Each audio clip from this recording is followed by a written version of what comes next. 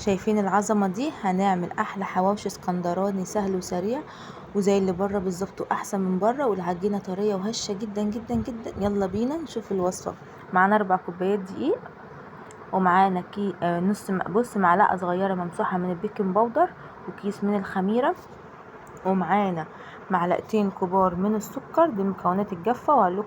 ونص معلقه من الملح. هنعمل مكونات الجافه كده مع بعض، وهنحط نص كوبايه من اللبن الرايب. تحفه يا جماعه، بتخلي العجينه هشه وطريه. ومعانا 3 مع 4، انا حطيت 3 معالق كبار من الزيت، معلقه صغيره يعني. وبصوا انا كان عندي انا عندي لبن، حطيت عليها معلقه خل كبيره وهي دافيه، فحطيتها علشان يبقى قريب معايا. فهقلبها كلها في العجينه دي، بتخلي العجينه هشه وطريه جدا جدا جدا. ما عندكيش لبن، هتحطي معلقه من الخل عليها مع معلقتين كبار من الزبادي، وهتقلبيهم مع بعض وتحطيهم. يعني انت لو ما عندكيش لبن هتعملي الطريقه دي. ده اسمه محسن طبيعي، هيخلي الكيكه تحفه وطريه وهشه جدا مش مكتومه. دلوقتي بصي، انا الكبه بتاعتي دي فيها عجين، فعشان انا دراعي كان واجعني، فانا حطيتها في في الكبه بتاعتي دي، وزودتها شويه ميه كده تلم معايا.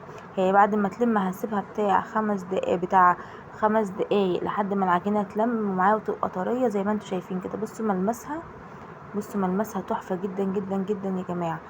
بصوا تحفه جدا، وملمسها جميل جدا. شايفين عامله ازاي؟ ما تنسوش لو وصلت لحد ما تنسوش تعملوا لايك للفيديو واشتراك في القناه وتصلوا على النبي في الكومنتات. اللهم صل وسلم وبارك على سيدنا محمد وعلى اله وصحبه اجمعين. بصوا هنا دهنة زيت، وهسيبها تتخمر كده، وهحطها هحطها في مكان دافي. انا حطيتها في الفرن، سبتها بتاع ساعه. انت مستعجله هتشغلي الفرن لحد ما يوطى خالص، وبعد كده تبقي تحطيها تاني تخمر معاكي بسرعه.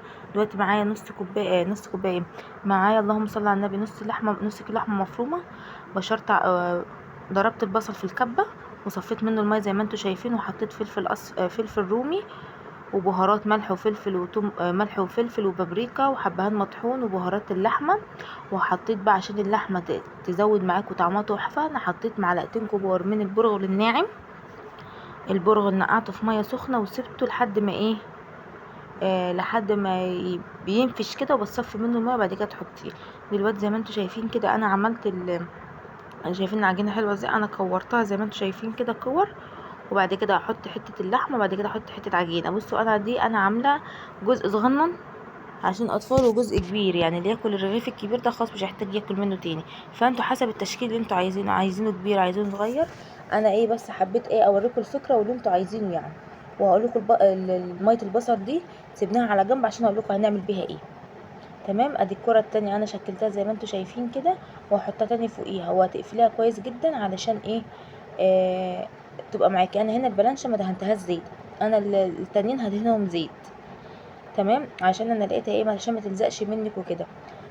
فتمام. دي اول واحده ما شاء الله. دي اول ما حطيتها في الفيديو، هتشوفوها في الفيديو بعد ما الخمر، هتلاقي رغيف كبير بصراحه. انا قسمته على 4، اكلت منهم بصراحه. الولاد طعمها تحفه جدا، والعجينه جميله جدا يا بنات. وخلي بالك ان اللحمه المفرومه دي زادت مني، حطيتها في التلاجة علشان هبقى اعملها بعيش بلدي، واحطها في الصينيه برضو، احطها في صينيه كده. يعني هي عملت معايا كتير جدا بصراحه، يعني فايد معايا لحمه كتير جدا بصراحه. زي ما انتم شايفين انا عملت 2 معاكم، هكمل بقيتهم وارجع لكم. بس بصوا شايفين دي التقفيله، انت بقى تقفليها زي ما انت عايزه تعمليها زي القطايف، مش مشكله اللي انت عايزاه.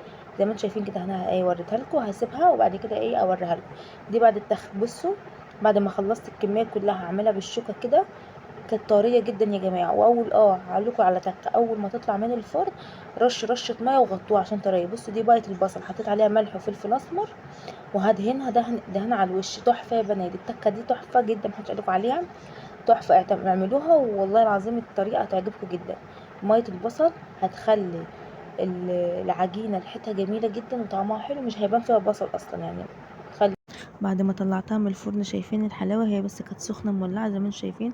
العجينه هشه وطريه جدا جدا جدا وقطنيه. ما تنسوش تعملوا لايك للفيديو وتشتركوا في القناه وتصلوا على النبي. مع السلامه.